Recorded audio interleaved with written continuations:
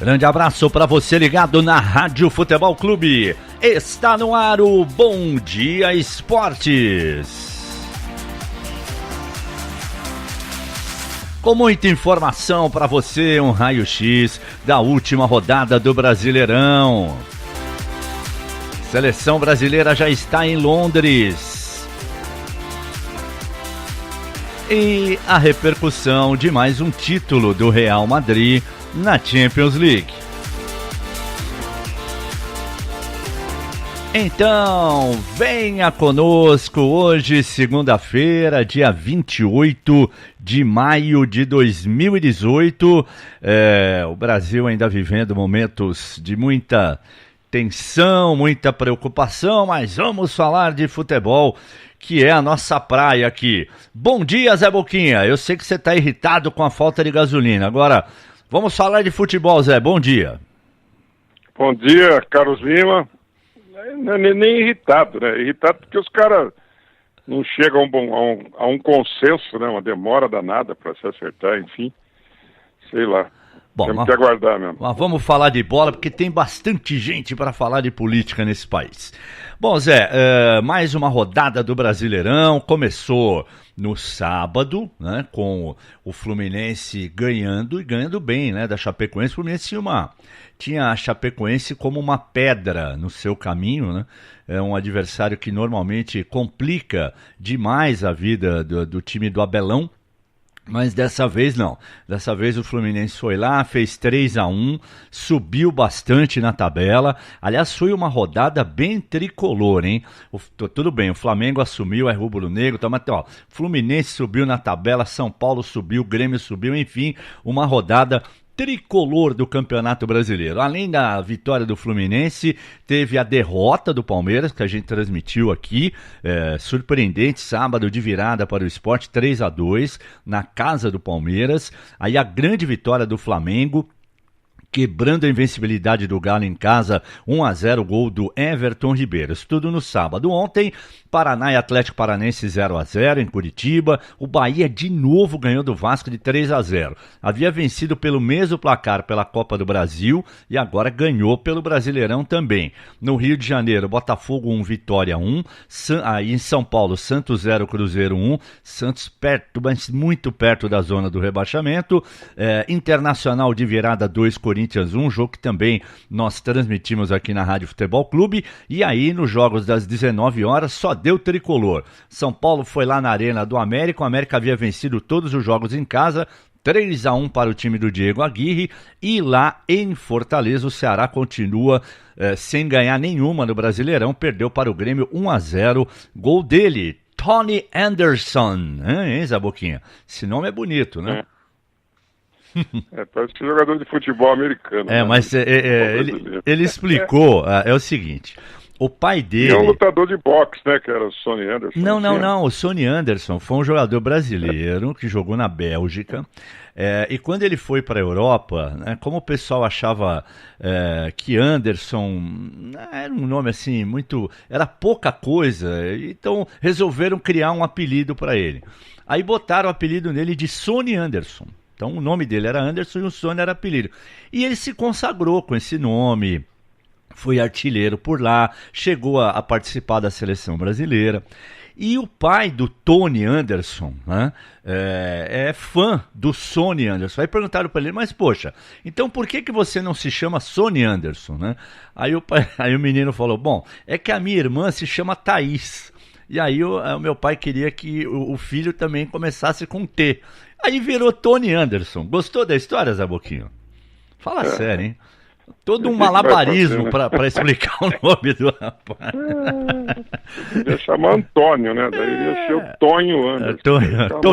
Tonhão Anderson. Eu me lembro. Sabe o que eu me lembro agora, Zé Boquinha? O Bahia teve um lateral que jogou até no Palmeiras depois, acho que na década de 80, chamado Betão. Né? Um lateral direito. Assim, nunca foi um grande jogador, não, né? E aí, cara, um dia perguntaram pra ele, né, você chama Roberto, Alberto? Ele falou, não, o meu nome de batismo é Robert Taylor. Aí, Robert Taylor? Porque meu pai era fã, não sei o que, quer dizer... Aí o pai vai lá, bota um nome internacional do cara, Robert Taylor, e aí ele vai jogar a bola, vira Betão. Não adiantou nada o esforço do pai, né, Zé Boquinha? O cara continua. E o Robert Taylor foi um dos mais charmosos artistas da década, né? De 40, 50, né? Sem dúvida. Não é do seu tempo, mas eu vi muitos filmes com o Robert Taylor. Então tá bom, Zé. Era bonito, viu? O cara era bonitão, macho né? alfa. É bonitão, é macho alfa, que beleza. Vamos lá então, Zé. Começando com o sábado, a gente acompanhou aqui a derrota do Palmeiras. Olha, pouca gente esperava. Eu até fiz uma projeção na semana passada, né? Achando que o Palmeiras assumiria a liderança e tal. E da minha projeção, eu só acertei um resultado, Zé, que o Corinthians não ganharia do Internacional. Né? Porque eu achei que o Palmeiras ganharia do Sport, né? Acho que eu e a torcida do Flamengo achava isso, né? E que o Flamengo e o Atlético iriam empatar, tal, jogo na Independência, tal, e aí o Palmeiras assumiria a liderança. Ou seja, Palmeiras perdeu, o Flamengo ganhou e das três que o Lima Diná aqui, o pai Lima, previu, só o Corinthians que não ganhou mesmo. Então vamos ouvir o Roger Machado falando dessa derrota inesperada, né, do time do Palmeiras em casa. Primeiro que foram 3 pontos importantíssimos no campeonato que nós deixamos dentro de casa. A opção pela mobilidade do Guerra no começo foi justamente para acontecer o que aconteceu, a gente conseguir ganhar o meio com a flutuação do Guerra e conseguir atacar pelas beiradas da forma como a gente conseguiu sair do 0 do placar. Bom, Zé, ele lamentou evidentemente a derrota, explicou a escalação do Guerra. Na teoria era lindo antes do jogo, né? Eu faço aqui, flutuo ali e tal, só que com a bola rolando não foi isso que a gente viu, né, Zé Boquinha? Não foi, né? Ele esqueceu de combinar com o time do Sport, né? Deixar o Guerra livre, né? É verdade. O Guerra ficou querendo peixe fora d'água, ele não sabia qual posição de jogar. Era um meia-direita, entrava pelo meio, e foi um jogador realmente que não contribuiu com nada para o time do Palmeiras. Ele e o Lucas Lima, outra vez, o Lucas Lima, ele porque estava deslocado, e o Lucas Lima porque não gosta de jogar futebol, né? Eu cheguei à conclusão que é um cara que joga futebol porque acho que o pai obrigou a jogar, alguma coisa assim, porque o cara não gosta da bola, né? Ele não tem um mínimo de vontade, para não dizer outra coisa, de correr atrás de uma bola, de se esforçar um pouco, né? Quando você vê que a torcida está pegando no seu pé, você retribui, ou você pede para sair, ou você se entrega no jogo, quer dizer, vai lá, dá carrinho, faz alguma coisa, faz a torcida notar que você está interessado em jogar, que você está jogando mal por um momento, por uma situação, sei lá, mas pelo menos mostrar algum esforço para a torcida. E o Lucas Lima não faz isso, mas nem a pau. Ele é pior, né? Ele vai se retraindo e vai se acabando em campo, né? Ele vai ficando depressivo, né? Então ele pega a bola e toca, ele não tenta uma jogada, de prático ele não fez nada no jogo, ele é o meio armador. Então é um jogador que já deve estar com os dias contados. Eu não vejo a torcida do Palmeiras engolir muito o Lucas Lima a partir desse jogo, principalmente. Agora, o Palmeiras deu mole, né? Você perder para o Sport em casa mostra que o time continua naquele futebol ioiô, né? Tem dia que joga muito bem, tem dia que não joga nada. Já passou um sufoco, um perrengue danado com o América Mineiro no meio da semana, na Copa do Brasil, e perdendo o jogo, conseguiu um empate, a classificação. E ontem, e sábado, foi uma decepção, né? Total, né? Se perder de tomar 3 gols em casa do Sport, você tem que fazer muita força para isso, viu, Leão? Zé, você acha que, pelo que, não só pelo gol e tal, mas ele, nas vezes em que ele entrou, ele foi bem. Esse menino Johan, com a fase ruim do Lucas Lima, com o Guerra meio perdido em campo, não seria momento até do Roger pensar em dar uma chance para esse rapaz, ou é cedo? Porque eu gosto muito dessa palavra, ainda é muito cedo, que o cara é muito garoto, muito jovem e tal. O que você acha, Zé? Esse negócio de cedo não existe, né? Já cansei de dar exemplos aqui. Os caras vão falar, é outra época. Que outra época, né? O Pelé estreou com 16 anos, o Edu, o Coutinho. Quantos jogadores entraram em time principal? O Rivelino mesmo entrou com pouca idade no time do Corinthians, se transformou o melhor jogador do time. Quando o cara é bom, é um provérbio antigo, né? Quem é bom já nasce feito, né? Então o cara já é bom e tem que jogar, ué. O que vai fazer? Ele vai ter que ganhar experiência como? Assistindo o jogo? Então deixa ele em casa o dia inteiro, pega um monte de videotape e dá lá pra ele. Fala, ó, tem um monte de fita aqui pra você ficar assistindo. Você vai ficar 24 horas vendo o Romário jogar, o Ronaldo jogar, o Pelé jogar, o Zico jogar, o Falcão jogar. Vê se você ganha alguma experiência com isso. É claro que não vai ganhar, né? Pô, o cara tem que entrar em campo, tomar butinada, aprender a sair, a se antecipar. A história do Pedrinho no Corinthians eu não consigo engolir, cara. Tô cada vez mais nervoso com isso aí. Porque o rapaz já tem 20 anos, ele não é uma criança mais, ele é um adulto, ele tá pronto. E ele não joga. Ele não tem uma condição física. Bom, então alguma coisa tá errada no Corinthians, né? É verdade. Você tem um cara com 20 anos de idade que não tem condição física para jogar, alguma coisa tá faltando, não sei. Alguém tem que ver isso aí, com o que está se trabalhando nesse time do Corinthians. Porque é impossível um cara com 20 anos que tem uma condição física nata pela idade, não ter aprimorado essa condição física para aguentar um jogo inteiro. É de lascar isso aí. Então esse garoto, o Johan, pelo que o time está passando, sem o Borja, ele tem que jogar. Ele tem que jogar porque ele é atacante, ele tem que ir lá para dentro. Entrou e fez um belo gol, que não adiantou nada, mas tem que jogar. O que vai fazer? Você não vai deixar o cara. E agora... Está me lembrando que eu encontrei com o Moacir Franco essa semana, grande Moacir Franco, e eu estava falando do Palmeiras, ele é palmeirense, doente, né? Eu falei, e aí, né? Ele falou, cara, o nosso técnico é um excelente comentarista. Resumiu ele comenta bem. Muito bem o jogo depois. Eu não entendi nada de bola. Resumiu. Corneta. Ô Zé, e olha a sequência do Palmeiras agora é brava, hein? O Cruzeiro no Mineirão, o clássico com São Paulo é na Arena do Palmeiras, mas é um clássico e São Paulo tá bem. E o Grêmio em Porto Alegre, Zé Boquinha. Tá tranquila a vida do Verdão ou não? Desgraça pouca é bobagem, né? Mas é melhor você pegar uns times fortes desse aí e ir com outro espírito, diferente do com que o time jogou, e ir pra cima, né? Jogar contra times fortes, que vão jogar abertos, vão jogar em cima do Palmeiras também, você tem um pouco mais de chance de chegar. Mas é o Palmeiras que até agora não mostrou, né? Continua em qual? O Palmeiras tá jogando para ser campeão ou tá jogando só para competir, né? Você não consegue chegar num denominador comum com esse time do Palmeiras. Muitos altos e baixos, né? Complicado. Bom, e depois do jogo do Palmeiras, né, acabou o jogo do Palmeiras, já praticamente começou Atlético Mineiro e Flamengo, e o Mengão foi lá, tomou um sufoco danado, pressão, não sei o quê, aí num belo contra-ataque puxado pelo Vinícius Júnior, ele arrancou, entrou na área, rolou pro Everton Ribeiro, né, falou assim, faça Everton, e o Everton foi lá e fez 1-0 para o Flamengo, líder do campeonato. Vamos ouvir o Maurício Barbieri. E Zé, eu quero que você preste atenção no que o Barbieri falou, né, da vitória do Flamengo e tal, e depois eu vou colocar o que o Osmar Loz falou da derrota do Corinthians e vou te perguntar uma coisa. Primeiro vamos ouvir o Barbieri. Uma vitória muito importante, fundamental eu diria. Como eu disse, é muito difícil jogar aqui. Se eu não me engano, o Atlético estava com 100% de aproveitamento aqui, né? Então a gente consegue quebrar isso.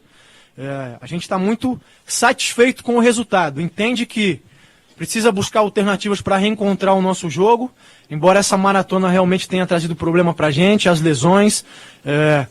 A gente compreende que a cobrança em cima do Flamengo sempre vai ser grande, porque a gente está falando do maior clube do Brasil. Bom, aí análise, vitória importante, é claro, toda vitória é importante, né? Agora, apesar da maratona, Zé Boquinha, o Flamengo foi lá no Horto e ganhou do Atlético, né? Mais um gol entregue, né? Né? O que nós tivemos de entregada nesse final de semana, eu nunca tinha visto tanta entregada de gol como aconteceu. Né? É verdade. A gente tá falando muito do garoto do Corinthians, o Mantuan, mas esse gol do Flamengo também, que foi uma bola estourada para frente, que ela estava totalmente dominada pelo zagueiro do Atlético, e ele perdeu o tempo da bola. Ele tomou o chapéu da bola e o Vinícius Júnior, que é muito ágil, conseguiu dominar a bola e fazer o passe para o Everton. Então esse foi um dos gols entregues. Né? E é claro, o Barbieri tem toda a razão. Você está num campeonato, cara, que é disputado, é muito disputado. A gente já falou que está nivelado por baixo, mas todos os jogos são difíceis, né? Você enfrenta pedreira toda hora, os times que estão lá embaixo tentam se recuperar, quem está em cima tenta se segurar, e alguns times crescendo durante o campeonato. Você conseguiu a vitória como conseguiu lá em Minas contra o Atlético, é para comemorar, não tem nada a dizer. Porque o cara deve ter perguntado para ele, o time jogou mal, para burro, não sei o quê. Aí o cara tem que falar, o importante é que nós ganhamos. Nós temos que jogar para ganhar, então você tem que ser competitivo. Jogar bem nesse campeonato é uma circunstância de você ter um bom jogo, de repente, ou às vezes você jogar pelo resultado, você jogar mal. O Corinthians ontem, por exemplo, jogou pelo resultado. O Corinthians ontem foi um time horroroso dentro de campo, assustado, acovardado. Nós vamos falar depois disso. Mas você tem que jogar pelo resultado, vindo do resultado, beleza, claro, sou o primeiro do campeonato, e aí? Quem vai discutir comigo? E agora o Flamengo tem uma sequência teoricamente favorável. Tem 2 jogos no Maracanã, o Bahia no meio de semana e o Corinthians domingo, né? Então, se o Flamengo ganhar esses 2 jogos, e tem amplas possibilidades de ganhar, ele pode, dependendo do que os outros fizerem aí, não só se manter na liderança, mas abrir uma certa distância do segundo colocado, e evidentemente é isso que o Flamengo vai tentar fazer nesses 2 jogos que terá em casa como mandante, e com certeza o Maracanã vai estar lotado. Isso se a galera tiver combustível para chegar no Maracanã. Tem mais esse detalhe também. Bom, agora vamos falar do Corinthians, né, que ontem perdeu em Porto Alegre, começou ganhando com gol do Matheus e tal, tomou a virada, teve aquela falha do Mantuan, tal, aquela coisa toda. Então, antes do Loss, eu tenho aqui uma declaração do Rossi, o atacante do Internacional, que se aproveitou da falha do Mantuan e que depois do jogo procurou consolar o rapaz, mesmo não conhecendo pessoalmente o Mantuan. Não tem relação com ele, não conheço, mas a gente sabe que é um garoto que está tendo oportunidade agora, tem muita carreira pela frente ainda, e espero que a torcida do Corinthians não crucifique pelo lance. Acontece, como eu disse, acontece com qualquer um. Hoje foi ele, amanhã pode ser eu, pode ser outro jogador, pode ser um garoto aqui da base do Inter que está subindo. Então, espero que ele não fique triste, possa levantar a cabeça e seguir em frente.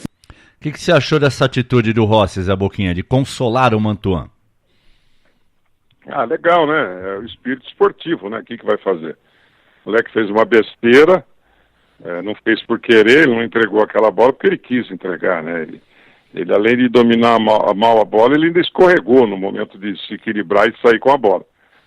Faltou cabeça para ele saber que faltava 1 minuto para acabar o jogo, e em vez de tentar dominar a bola, dar um bico nela para frente, para qualquer lado, né? E isso é que tem que se fazer. Aliás, eu continuo dizendo isso já faz tempo, né? De tanta pichotada que eu tenho visto de jogador entregar a bola, está na hora dos técnicos se reciclar um pouco, chegar pro cara e falar, fim de jogo, bola pro mato, jogo é de campeonato, aquela velha frase, né? Dá de bico que o jogo é de taça, essas coisas que a gente aprendeu quando criança, né? Não cria problema para você, cria para os outros, chuta a bola para frente e os outros que se virem. Tem que ser mais ou menos por aí, né? Não adianta querer fazer classe numa hora que você não tem o que fazer, que você está numa situação difícil, né, na entrada da sua área, enfim. Aconteceu, né? Bom, e o Loss falou sobre a derrota. Primeiro ele falou sobre o Mantuan e depois sobre a derrota de ontem no Beira-Rio. E são coisas que acontecem no futebol. A gente tem que dar sustentação para que ele possa continuar rendendo e ser realmente um jogador como aquele que a gente sabe que ele é. Em relação ao jogo, me parece que foi um jogo de uma equipe que treinou para jogar no domingo e uma que jogou na quinta-feira à noite. A intensidade que o Internacional aplicou no jogo foi uma intensidade muito elevada. A gente conseguiu controlar, de certo modo, tentando permanecer com a bola. Mas o Internacional foi um time que fez prevalecer a condição, me parece, física que eles tiveram para colocar um jogo que tentasse tirar mais proveito dessa questão física do jogo. Bom, Zé, lembra que eu te falei, presta atenção no que vai falar o Barbieri, o que vai falar o Loss? Pelo seguinte, né? O Barbieri, o técnico do Flamengo, ele falou, olha, apesar do desgaste, a gente conseguiu ganhar e tal. Tudo bem, o Flamengo foi pressionado, não foi uma partida brilhante tecnicamente do Flamengo, longe disso, né? Mas ele soube ganhar o jogo. E aí tem um detalhe. O Loss falou o seguinte, o Corinthians jogou na quinta e o Inter teve a semana inteira para treinar. Beleza. O Atlético não jogou na semana passada, porque ele está fora de Libertadores, Sul-Americana, de tudo, né? Então ele ficou descansando. O Flamengo jogou na Argentina, contra o River Plate. O que é mais desgastante, Zé Boquinha? Você jogar na Argentina contra o River Plate ou em casa contra o Milionários de Bogotá? Interrogação. Olha... Responda para mim. Não precisarei responder, né? E aí o cara...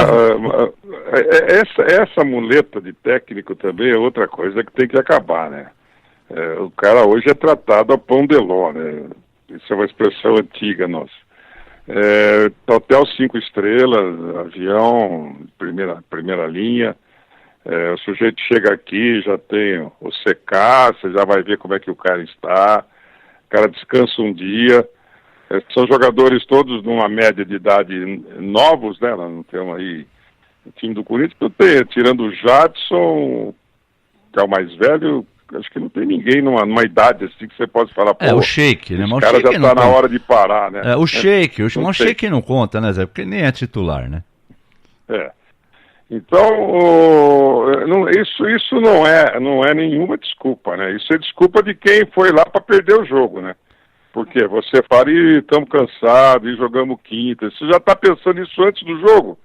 Então é melhor dar WO, você não jogar, do que passar a vergonha que o Corinthians passou ontem, né? Foi um timinho de terceira divisão, com todo respeito à terceira divisão, contra um time de Série A do brasileiro. O jogo foi isso. Foi o Internacional pegando a bola, indo para cima e o Corinthians assistindo. Parado atrás, quer dizer, o técnico, vamos descansar, vamos segurar, vamos poupar energia. Cara, não tem isso, né? No futebol não tem isso, não. Ou você vai para cima, você joga ou não joga. Para depois dar essa desculpa, nós jogamos na quinta, eles não jogaram, eles tiveram uma intensidade muito grande, a energia deles. Cara, para com isso, né? Tá todo mundo treinado, treina cientificamente hoje, né? Antigamente você jogava bola todo dia, se arrebentava. Hoje não, hoje o cara é tratado direitinho, acaba o jogo, tem exame físico, tem exame de sangue, tem um monte de coisa para você saber a condição do cara, como é que está a musculatura. Então não tem desculpa. A desculpa do seu Osmar Loss é que eu já estou vendo que ele, além de ser perdedor no nome, ele não vai durar muito na direção do Corinthians. Eu não tenho a menor dúvida disso, porque a gente vê claramente a diferença de postura dele e do Carille. É muito claro isso quando ele fala ou quando ele intercede com o time. E sabe o que me lembra isso, Zé? Amistoso de seleção brasileira. Não no Brasil, evidentemente, mas assim, eu cansei de ver isso, porque eu viajei muito com seleção brasileira na minha época de repórter, né? Então era assim, o Brasil ia fazer um amistoso na Europa, né? O time se apresentava no domingo, viajava domingo à noite, chegava segunda-feira, sei lá, em Paris, em Londres, onde quer que fosse o jogo e tal. Aí na terça, aquele treino me engana que eu gosto, e quarta ia pro jogo, né? Quando ganhava, beleza, não, o time foi bem, taticamente, encaixou, aquela coisa toda, lindo. Aí quando eu perdia, não, mas a gente só teve um dia para treinar, porque a gente viajou, chegou na segunda, só treinou ontem, não deu tempo de entrosar, quer dizer, então quando ganha é uma maravilha, né, Zé? Agora quando perde, aí o desgaste, você só está desgastado quando perde, é engraçado isso, né? Mas de sempre, né, é o que eu acabei de falar, né? Você já traz essa desculpa antes, você já vem preparado para a derrota, aí você vai ser derrotado. Quando a sua atitude tem que ser ao contrário, né? Você tem que passar para o time essa energia. Você não tem nem que falar no jogo de quinta-feira. Quando você se reúne com o time na sexta-feira para fazer um treinamento já para o jogo de domingo, a conversa é outra. Você já deixa de lado o jogo que aconteceu. Ainda mais que perdeu o jogo, não tem nada para aproveitar. Derrota, você não aproveita nada de derrota. É a pior coisa que existe. Então é levantar o time e falar, vamos embora, vamos para cima, vamos ganhar o Internacional lá, vamos jogar na frente, vamos pressionar. enfim, fazer alguma coisa diferente, e não o que o Corinthians fez, né? Foi uma coisa ridícula o Corinthians, né? O Internacional teve a posse de bola de aproximadamente 70%. O Corinthians não jogou, ele assistiu o Internacional jogar. E o interessante é que quando tomou o gol, foi o único momento que o Corinthians saiu para o jogo e criou e quase faz um gol com o Matheus Vital. Se ele sabe cabecear, ele teria feito o gol. Se ele nunca treinou fundamento de cabeceio, então conseguiu fazer o gol. Então você vê que poderia ter jogado de outra maneira, né? E não aceitar aquele domínio total do time do Internacional. E foi lamentável, né? Agora não adianta desculpar, cara. Agora o bicho pega e vai ter que ganhar. Se não ganhar, tá fora. Eu conheço o Sanches bastante. Ele não vai aguentar 3 derrotas seguidas, não, né? Talvez 3 seguidas não aconteça, porque o próximo adversário é o América Mineiro em casa. Então, teoricamente... né? E daí? Só que domingo, Zé Boquinha, é o Flamengo no Maracanã. Então, meu amigo, a chance de tomar outra pancada é grande. Aliás, eu quero ver como é que ele vai fazer, porque a semana vai ser igual a semana passada. Ele vai jogar na quinta e no domingo, né? Então já tem a desculpa para o domingo. Então ele vai dizer assim, ó, eu joguei quinta com o Milionários, eu joguei domingo com o Internacional. Meu Deus do céu, vou jogar de novo no meio da semana com a América. E tem o Flamengo no domingo. Ele já pode começar a cantarolar isso desde já. Na primeira entrevista ele falou, nós estamos fritos, eu nem sei que time que eu vou pôr. Começa já com a muleta, começa a chorar, que aí ele já está aceitando as derrotas, né? O que vai fazer? Tem cara que nasceu para perder, tem cara que nasceu para ganhar. E tem uma coisa que eu não entendo, isso aí não é só no Corinthians, não é geral, né?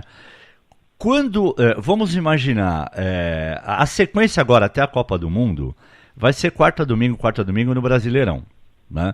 Copa do Brasil, Libertadores e Sul-Americana só volta depois da Copa do Mundo.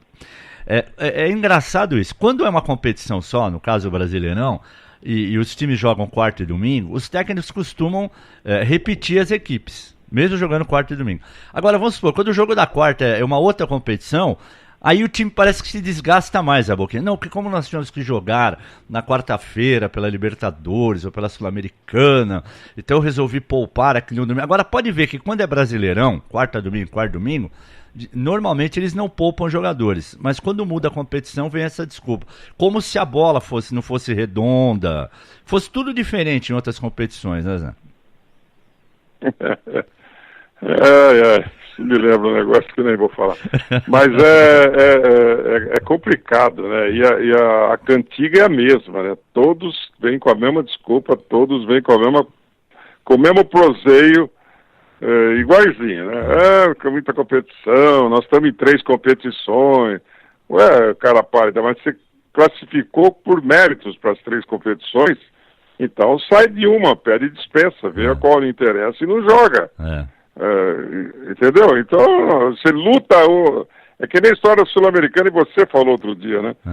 O time agora só tem chance da Sul-Americana, vamos lutar muito pela Sul-Americana. Aí classifica. Aí vem o ano seguinte, o cara já coloca time misto para jogar Sul-Americana. Então não dá para entender o futebol brasileiro, né? Não dá, quer dizer, dá para entender, né? A ignorância domina o futebol brasileiro, né? Desde presidência da República, essa falta de estrutura, de cultura dos nossos técnicos, jogadores, é um negócio berrante, né? É uma cultura inútil, digamos, né? Ô Zé, eu me lembrei agora, já que você está falando da organização ou da desorganização do futebol brasileiro, né? A final da Copa de 2002 entre o Brasil e a Alemanha, no dia anterior sempre tem aquela famosa coletiva, né, dos técnicos, tal, dos capitães das equipes, né?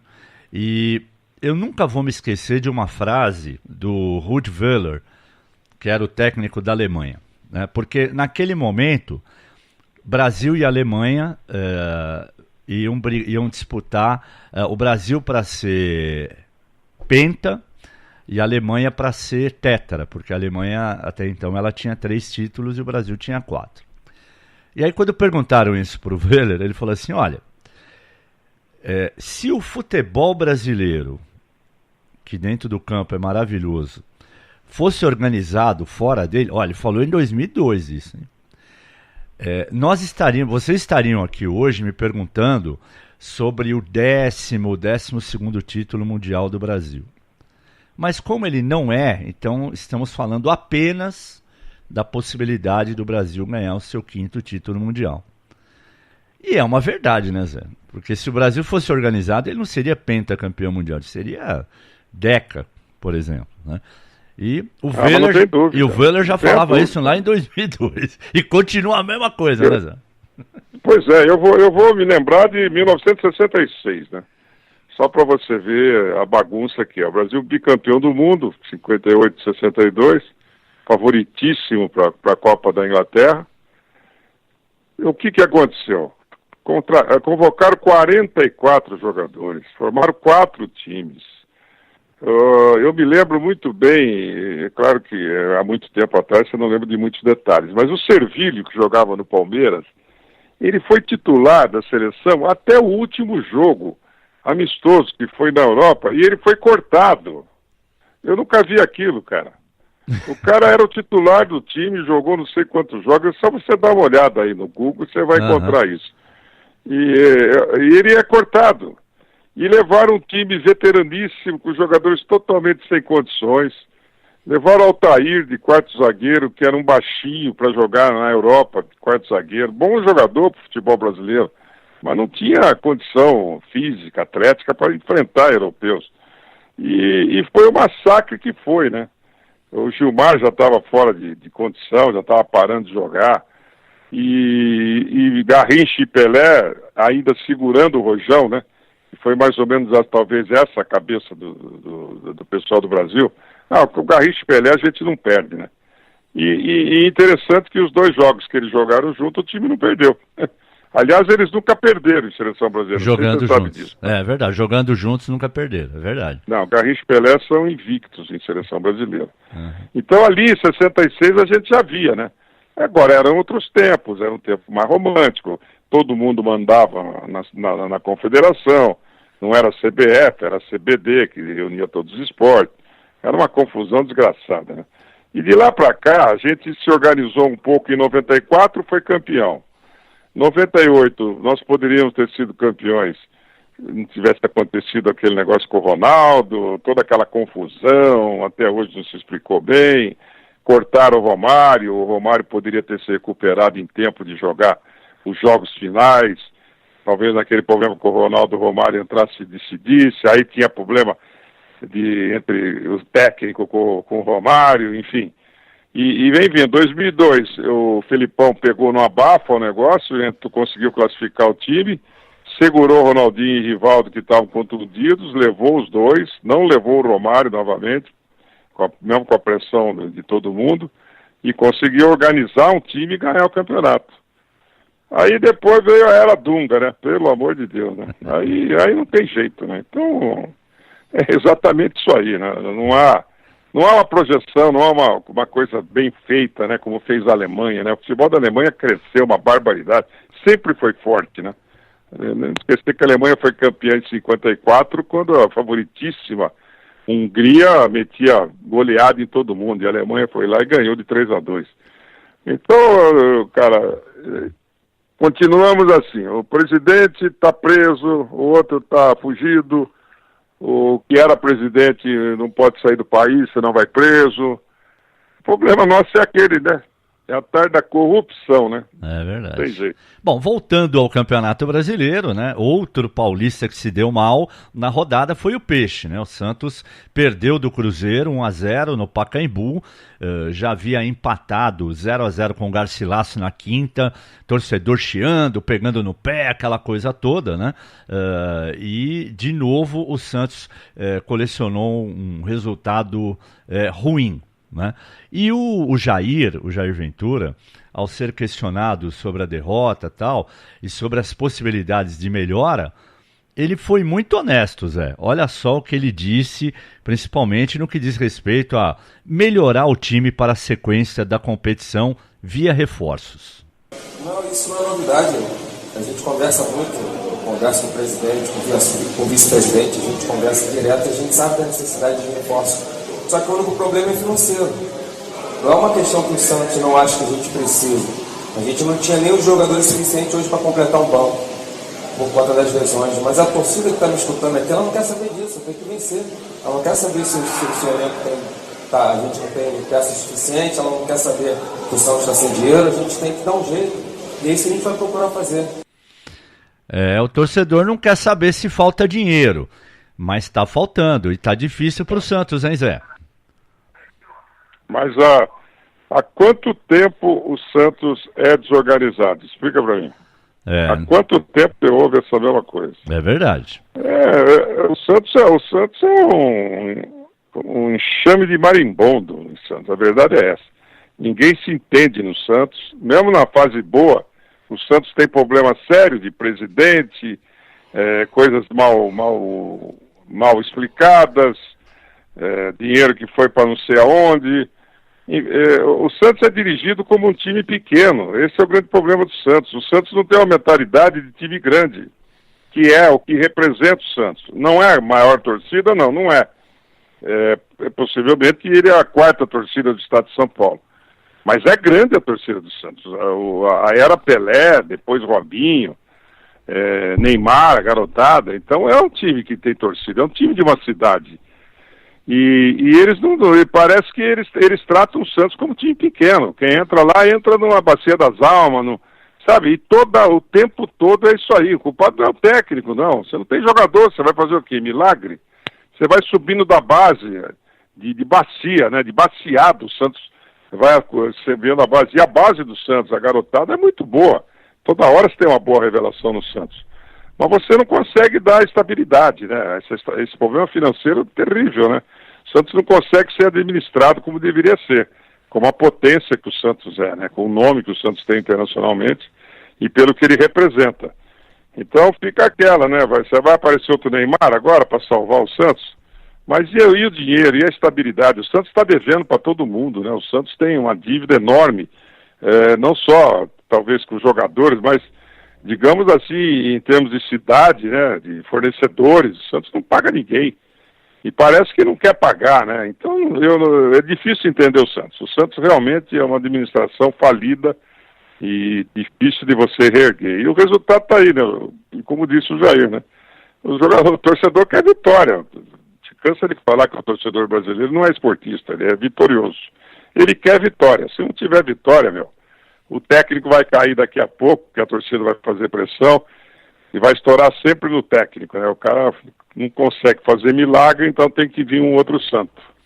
Ô Zé, você falava da torcida do Santos, olha, numa das últimas pesquisas realizadas, né, o Santos aparecia como quinta maior torcida do Brasil, né? Atrás apenas de Flamengo, Corinthians, São Paulo, Palmeiras.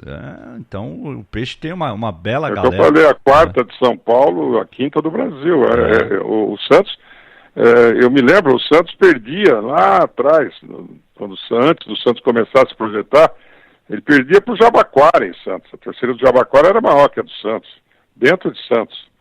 Aí veio a era Pelé, né? Vieram os campeonatos 55, 56, depois veio Pelé.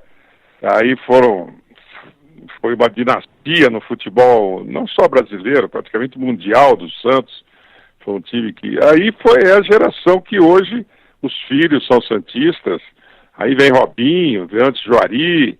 O Santos sempre teve, assim, ídolos com empatia muito grande com a torcida e até com o Brasil, né? Porque eu me lembro na década de 60, a gente torcia para o Santos. Eu não era torcedor de Santos, mas o Santos jogava os campeonatos internacionais, Copa do Brasil, e a gente torcia para o Santos, que dava gosto de ver jogar, né?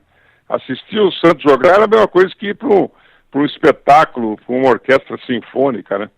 Hoje vem a orquestra sinfônica dos Estados Unidos, do Brasil, eu vou assistir de qualquer jeito. E era o Santos, pô. Então você parava tudo para ver o Santos jogar. O Santos parou até guerra na África para fazer um jogo. Os caras fizeram um armistício de 24 horas para todo mundo ir ver o jogo, dos dois lados da guerra. Acabou o jogo, os caras voltaram e continuaram dando tiro um no outro. Até isso o Santos fez. Porque tinha o Pelé, claro, era o divisor, mas era o Santos, conhecido internacionalmente. Então, é muito triste ver esse abandono que o Santos está, né? Parece que todo mundo entra lá para ganhar uma carteirinha de diretor e fala, agora eu sou diretor do Santos, você pode ter que me tratar melhor, né? E isso é o mal do futebol brasileiro, né? O cara não entra lá para ser alguma coisa, para trabalhar, né? Por isso que eu defendo há 1000 anos, desde que eu conheci a estrutura dos esportes americanos há mais de 30 anos, que eu defendo diretores profissionais, né? Presidente profissional, gerente profissional, todo mundo ganha, tem contrato, né? Porque aí você pode mandar o presidente embora a hora que você quiser, né? Você reúne e fala, ó, o senhor está fora, nós vamos trazer outro presidente porque o senhor não deu certo. É logo, obrigado, está aqui, vencido o contrato. Aí capaz da coisa se resolver, viu, irmão? Só uma correção, Zé, aquela pesquisa que eu falei aqui era uma pesquisa, era um ranking digital, né, de torcidas, né, nas redes sociais e tal. Então, na realidade, o ranking de número de torcedores é o seguinte, o Flamengo é o primeiro com 18%, o Corinthians segundo com 14%, aí vem São Paulo, Palmeiras, Vasco, Cruzeiro, o Grêmio, o Santos é o 8º. De qualquer maneira, o Santos está entre as 10 maiores torcidas do Brasil, né? Então a gente falou 5º aqui, mas ele é o 8º. Então, mas quando a gente fala 8º, são mais de entre 7 e 8 milhões de torcedores, quer dizer, não é pouca coisa, é muita gente que torce para o Santos e eu concordo com você. É um time enorme em termos de história e que às vezes, em termos administrativos, pensa pequeno. E olha, Zé, tem um detalhe aqui. O Santos hoje, ele tem um jogo a menos, né? Que é aquela partida contra o Vasco, que só vai ser disputada depois da Copa do Mundo. Mas nesse momento, o Santos tem 6 pontos ganhos, que é a mesma pontuação do Atlético Paranaense, né? Que é o primeiro na zona do rebaixamento. O Santos leva vantagem porque tem uma vitória a mais que o Furacão. Só que tem um detalhe, Zé. Sabe qual é o próximo jogo do Santos? É o Atlético Paranaense na Arena da Baixada. Ou seja, se o Santos perder para o Atlético, ele entra automaticamente na zona do rebaixamento. E aí começa a pressão, né? Já existe. Imagina se acontecer isso do Santos ir para... Tudo bem, eu não acho que o Santos vá cair, não é isso. Mas a questão é que um time do tamanho do Santos, só o fato de entrar, nem que seja 1 ou 2 rodadas, na zona do rebaixamento, já dá uma confusão danada, né, Zé Boquinha? Nossa mãe, não vai poder mais jogar na Vila, né? Porque aí vai ser perigoso demais, né? A Vila, com o tamanho do estádio, torcida em cima dos jogadores, aí o bicho pega mais, né? Então o Santos numa danada, numa decadência danada. Aí o presidente vai falar, não, mas eu peguei tudo desarrumado. Por que pegou, né? É outra coisa no futebol que eu não consigo entender.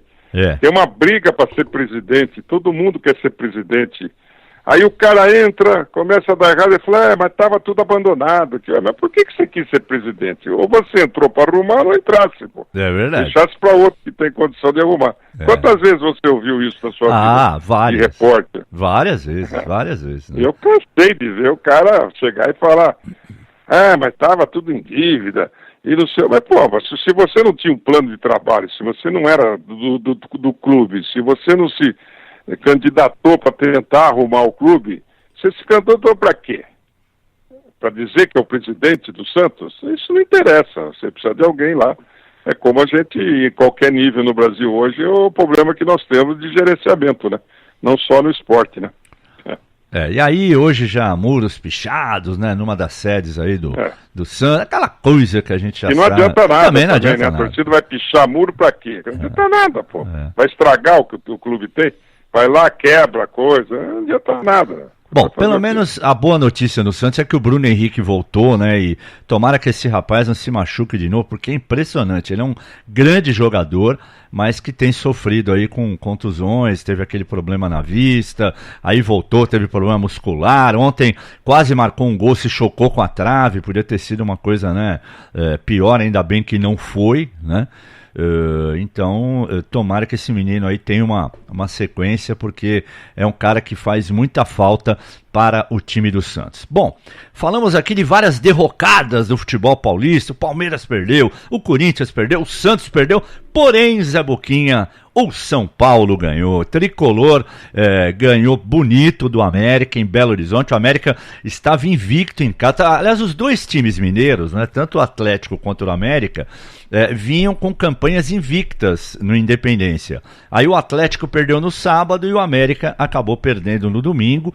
3-1, 2 gols do Nenê, né? O Diego Souza fez o primeiro, também num bom contra-ataque puxado pelo São Paulo, cruzamento do Everton e o Diego se atirando na bola, né? Dentro da pequena área, quase entrando com bola e tudo. Depois o Nenê fez um gol de pênalti e um de falta maravilhoso, um golaço do Nenê, aquela falta clássica, né? A bola na meia direita, ele canhoto, colocou no ângulo do goleiro, um golaço. Então São Paulo realmente está numa fase bem legal.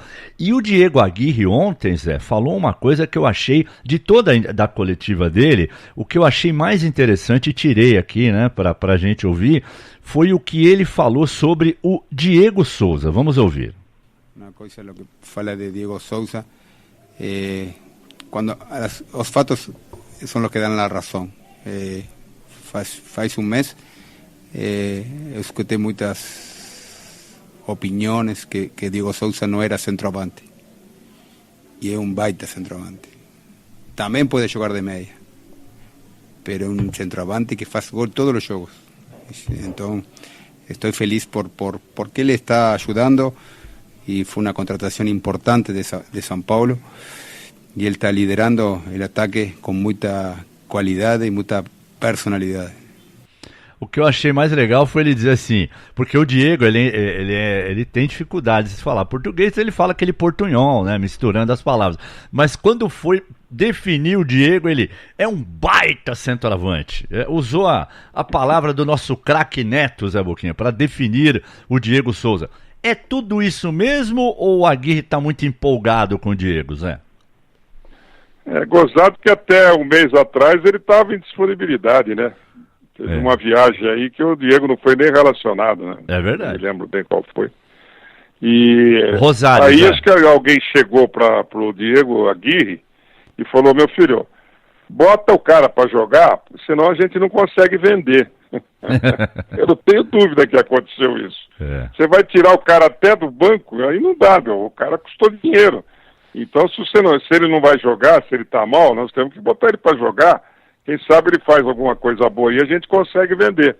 E aí, a impressão que se deu que o Diego Souza entrou na marra no time. E deu certo, fez gol no primeiro jogo que ele entrou, são 4 jogos, 4 gols.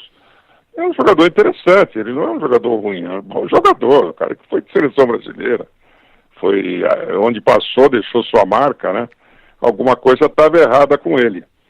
E é um São Paulo aí se recuperando, invicto no campeonato, já no G4. E também, e quando você for pôr a entrevista do Diego Aguirre, por favor, ponha legendas, tá? Ele tem um jeitão meio diferente mesmo de falar. O jogo que o Diego não foi relacionado foi aquela partida contra o Rosário Central, lá em Rosário, pela Sul-Americana, o jogo de ida, né, que o São Paulo empatou 0-0 lá, e o Diego não foi nem relacionado. Mas é um momento bem legal do São Paulo, o São Paulo quietinho, é o único invicto do campeonato, né? O Aguirre falou que não quer valorizar muito isso, que o que interessa não é a invencibilidade, mas são os números. E olha aqui, Zé, São Paulo já chegou a 13 pontos, ele tem a mesma pontuação do Atlético Mineiro e do Fluminense, né? O Fluminense é o segundo, o Galo é o terceiro por saldo de gols, né? O São Paulo é o quarto porque tem uma vitória a menos do que os outros dois. Então, e o São Paulo está apenas a 1 ponto do Flamengo, né?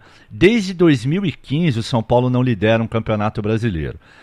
Então, por tudo aquilo que o São Paulo não vinha fazendo nas temporadas anteriores, o ano passado inclusive ficou um bom tempo na zona do rebaixamento, né? E aí conseguiu sair. O São Paulo pelo menos está começando bem o Campeonato Brasileiro, e acho, Zé, se você analisar, que hoje no Brasil não tem um super time, né?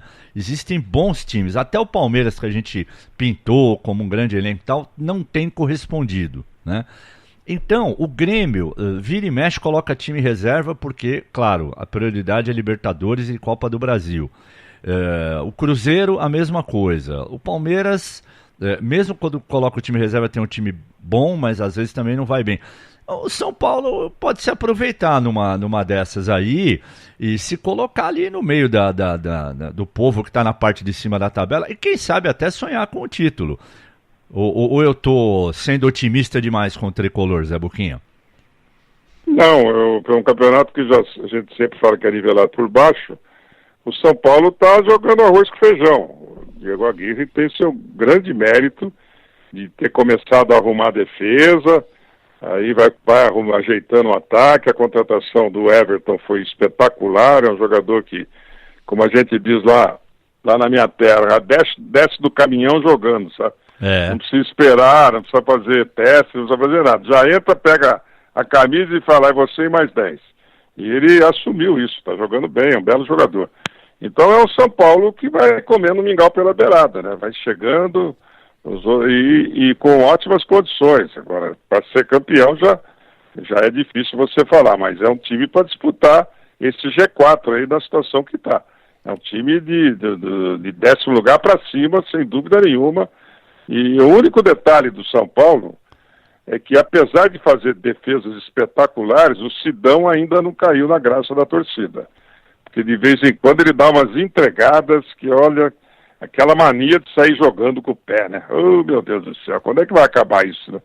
O goleiro tem que dar um bico para frente. O que nós vimos no fim de semana na Champions League dá para desanimar, né? Com o goleiro. Ô Zé, o São Paulo tem, nessa semana, o Botafogo no Morumbi, jogo que nós vamos transmitir quarta-feira aqui na Rádio Futebol Clube, 9h, e sábado, nos embalos de sábado à noite, Zé Boquinha, olha aqui, que horário lindo para colocar um clássico, né? Ei, CBF, Palmeiras e São Paulo na Arena do Palmeiras. Né? Podia ser no domingo esse jogo, 4h? Não. Né? Aliás, tem 2 clássicos no sábado, né? Tem Vasco e Fluminense às 7h e Palmeiras e São Paulo às 9h. Mas de qualquer maneira, o que você acha dessa sequência do São Paulo aí, pensando na liderança do campeonato, Zé? O Botafogo em casa e o Palmeiras fora. Olha, Botafogo em casa é um jogo para você vencer, né? Apesar que o Botafogo faz uma campanha não tão boa, mas é um time difícil de ser batido, mas não importa. Campeonato Brasileiro, eu já falei, todos os jogos são difíceis, né? Então você tem que encarar tudo com muita seriedade e da maneira que o São Paulo está jogando, bem arrumado atrás, com boa marcação, é um time que já entra para não tomar gol. E o ataque com o Nenê e o Everton praticamente como armadores, são 2 jogadores de muita habilidade, né? O Nenê, apesar da idade, é um cara que sabe se colocar, sabe tocar a bola como ninguém, chuta bem, já falou do golaço que ele fez ontem de falta. Então é um time que já começa a preocupar os adversários também.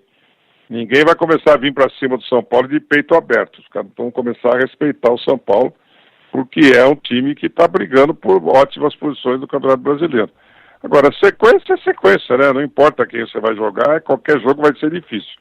É ruim quando você tem 2 jogos fora de casa, aí é complicado. Você tendo um jogo em casa, você pode se ajeitar aí, uma boa vitória contra o Botafogo e ir com muita moral para cima do Palmeiras. Deixa eu só fazer uma correção aqui, o clássico carioca do sábado é Vasco e Botafogo, não Vasco e Fluminense. De qualquer maneira, são 2 clássicos no sábado, um às 7h, que é o clássico carioca, e um às 9h, que é o clássico paulista. Vamos agora virar a página.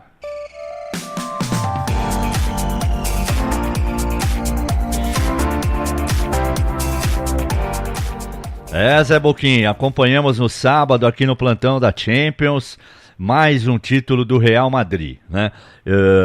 E poderíamos dizer, poxa, é incontestável, né? Tricampeão, Real Madrid, sobra na Europa e tal.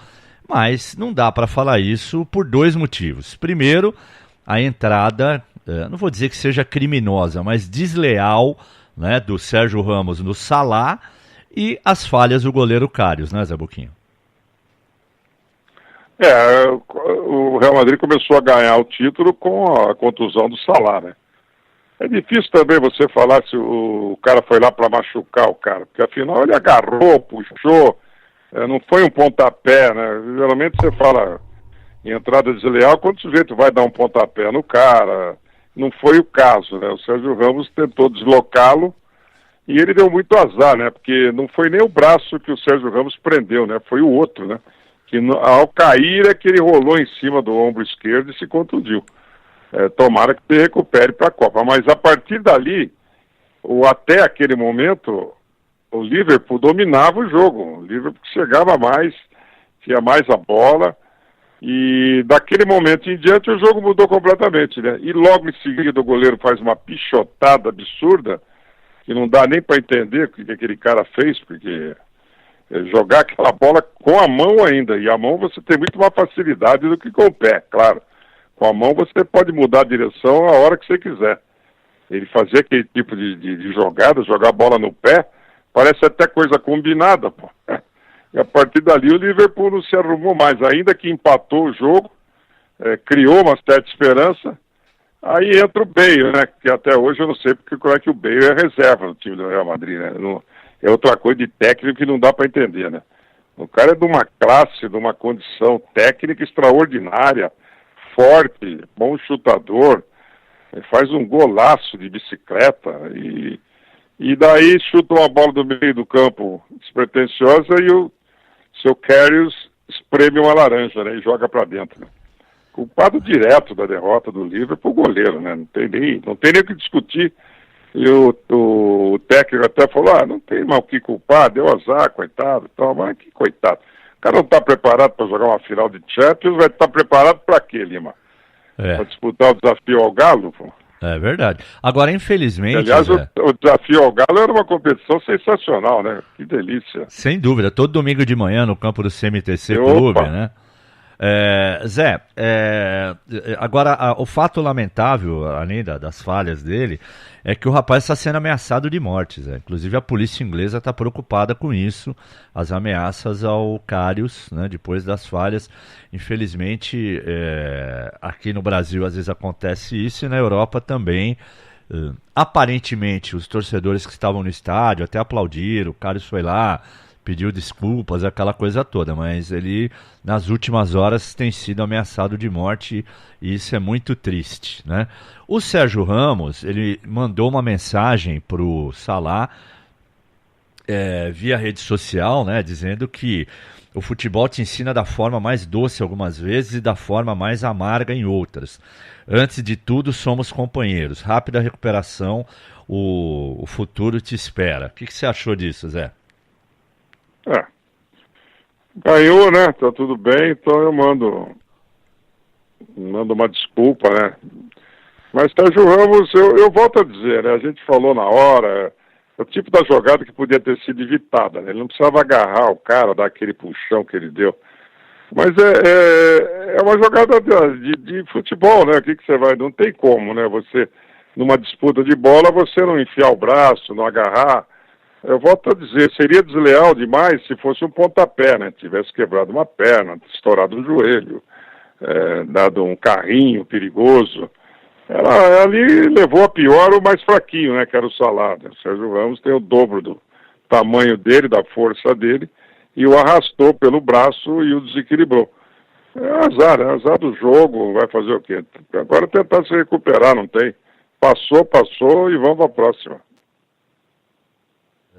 Em relação ao Salah, algumas informações, né? O Klopp na coletiva, inclusive logo mais, hoje na estreia do Boa Noite Esportes, nós vamos trazer aqui a palavra do Klopp, do Zidane, né? O pessoal falando, o Gareth Bale falando sobre o golaço que ele marcou. O Klopp está meio pessimista em relação ao Salah na Copa do Mundo. Integrantes da Federação de Futebol do Egito dizem que estão otimistas que o Salah vai para a Copa.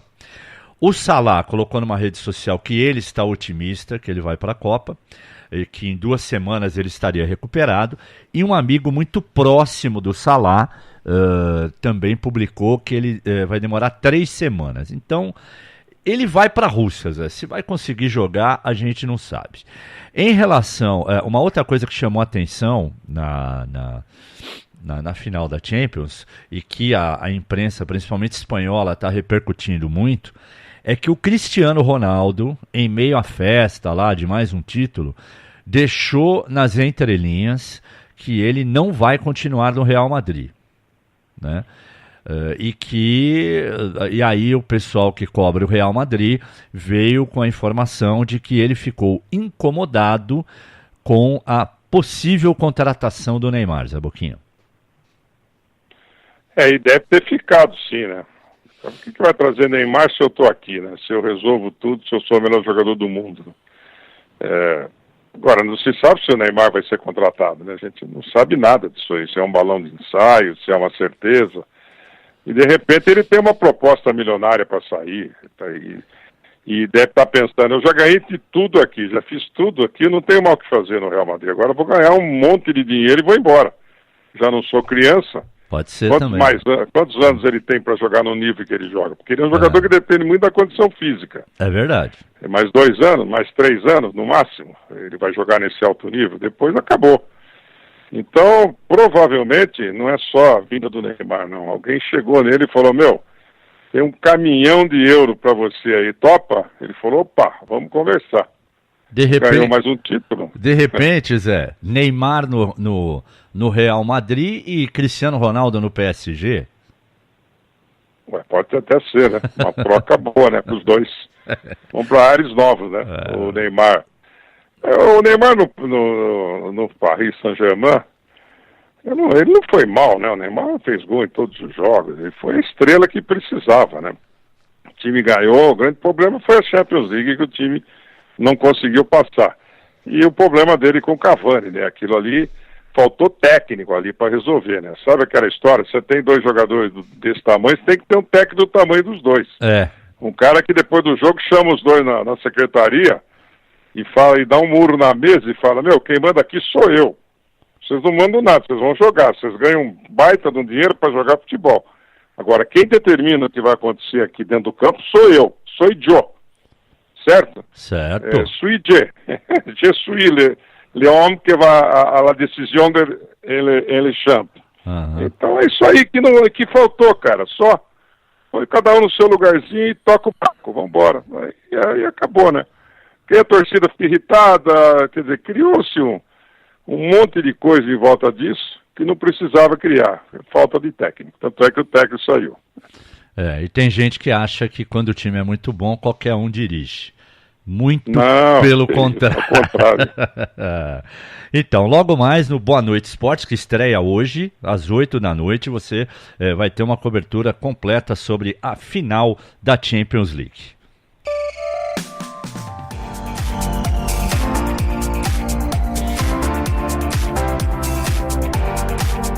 Bom, e para a gente encerrar o Bom Dia Esporte, Seleção Brasileira já está em Londres, vai treinar no CT do Tottenham. Domingo, 11 da manhã, amistoso contra a Croácia em Liverpool. E no outro domingo, dia 10, amistoso contra a Áustria em Viena. Os jogadores que participaram da final da Champions, né, o Casemiro e o Marcelo pelo Real Madrid e o Roberto Firmino pelo Liverpool, vão se apresentar à seleção brasileira somente na próxima quarta-feira. Aí sim o grupo estará completo para que o Brasil pense somente na Copa do Mundo, que vai acontecer na Rússia, e o Brasil vai ter a sua estreia no dia 17 contra a Suíça, na cidade de Rostov. O Brasil embarcou ontem com uma homenagem, né? Quando o avião estava taxiando, aí jogaram um tipo de um spray ali, eu não sei como é que chama aquilo, verde, amarelo, tal, meio que batizando o avião da seleção brasileira. Mas o fato, Zé, é que com todo esse problema que o Brasil vem vivendo, econômica e socialmente, as pessoas estão meio afastadas, né, da seleção brasileira e não estão, num primeiro momento, se importando muito com a Copa. Tomara que no momento em que a bola role, as pessoas voltem a se interessar pela seleção brasileira, mas por enquanto estou sentindo o povão meio distante, Zé. Mas isso é reflexo do que aconteceu no último Mundial, né? De lá para cá, perdeu-se aquele encanto com a seleção brasileira. O Tite conseguiu resgatar isso, fazendo o time sair invicto das eliminatórias, quer dizer, deu um alento para todo mundo. Mas aí vem duchas frias em cima, né? Essa greve que a gente está enfrentando, isso aí acaba com a condição. Ninguém está querendo ouvir falar em seleção brasileira, não está querendo resolver o problema terrível que a gente está vivendo aqui, de não ter gasolina, de não ter óleo diesel, de estar tudo parado, de faltar insumos em hospitais, coisa que pode estar acarretando a morte de pessoas, de repente, por essa falta dessa estrutura básica necessária. Então, eu não vejo mesmo o povo com aquela vontade, seleção brasileira, está todo mundo distorcido disso aí, ninguém está muito interessado nisso. Mas é claro, quando tiver um jogo do Brasil, todo mundo vai tentar em volta da televisão para torcer, isso aí é nato, é cultural nosso, né, torcer pela seleção brasileira, mesmo nos piores momentos, e eu já vi cada momento terrível aqui. Eu me lembro da Olimpíada agora não sei se foi da Grécia, o Luxemburgo era o técnico, e nós perdemos a morte súbita para o time da Camarões. Camarões. O Camarões tinha 9 jogadores, exatamente. Nós perdemos, fomos desclassificados. Eu me lembro que eu estava trabalhando, era madrugada, se ouvia grito em todo lugar de alegria do time ter perdido. Quer dizer, nós conseguimos chegar naquele ponto terrível. Foi em 2000. Os caras torcer contra a seleção brasileira, né? Foi em 2000, né? Foi em 2000.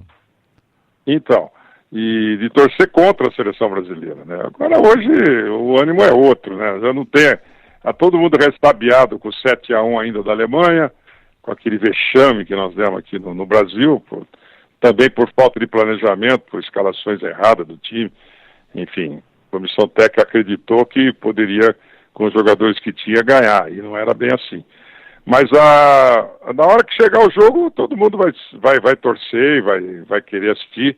E se perder também, ninguém vai dar muita bola, viu, Lima? Essa talvez seja a Copa da indiferença. Se ganhar, beleza, vai todo mundo fazer festa. E se perder, cair fora, também todo mundo vai achar natural, normal. E é mais ou menos por aí que eu sinto o povo em relação à seleção brasileira. Foi na Olimpíada de Sydney, né, que o Luxemburgo teve aquela derrota. Valeu, Zé. Grande abraço. Até a próxima, Zé Boquinha. Valeu, um abraço a você e todos os amigos que nos ouvem. Até.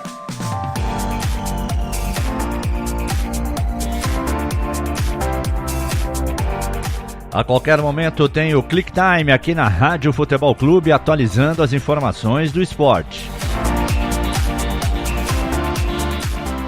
Já está no ar, você pode acessar através do www.radiofutebolclube.com.br, no seu tablet, celular ou computador, a nossa programação especial de Copa do Mundo.